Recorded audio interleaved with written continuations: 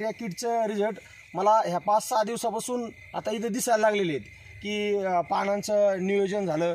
त्याच्यानंतर मी जवळपास 4 वर्षापासून हे द्राक्षाचं नियोजन करतोय आणि आगळं वेगळं म्हणजे डाळिंबाचं जवळपास 12 वर्ष झाले.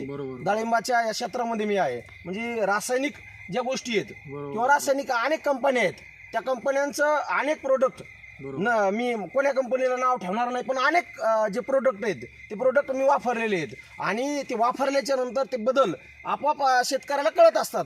परंतु न भूतो न भविष्यती हे जे बदल आहेत किंवा हे धन्वंतरी तर एक मी तर म्हणेल एक जादू आहे, एक आगळी वेगळी जादू आहे की ही ह्या पानाच्या माध्यमातून आपण इथं बघू शकतात.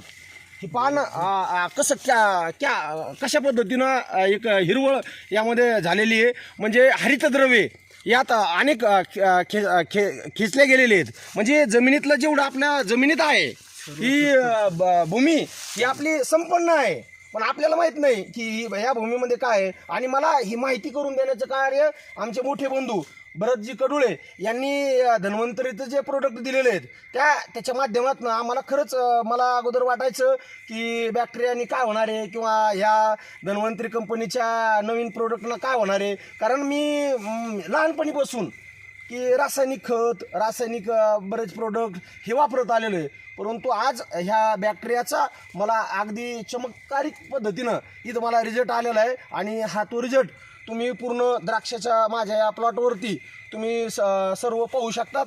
आणि ह्याच अशाच पद्धतीनं सर्व माझ्या जे द्राक्ष उत्पादक माझे मित्रमंडळी आहे, माझी जेवढी द्राक्ष उत्पादक शेतकरी आहेत, मी त्यांना अशी विनंती करेल की ह्या गोष्टीचा सर्वांनी आपण अवलंब करायलाच हवा. हा मी त्यांना एक प्रेमाचा आणि आग्रहाचा माझा त्यांना सल्ला असेल.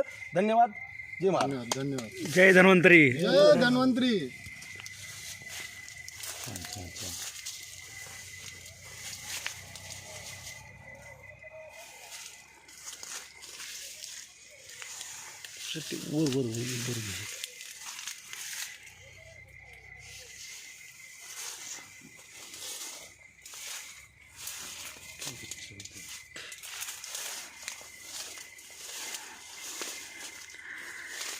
हे द्राक्ष नसून हे पैशाच्या माळाला टाकलेले आहे सध्या, माहिती का, धन्वंतरीच्या माध्यमातून.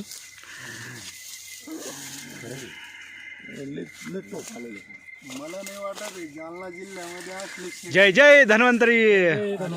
टिंकू डाळ असेल म्हणून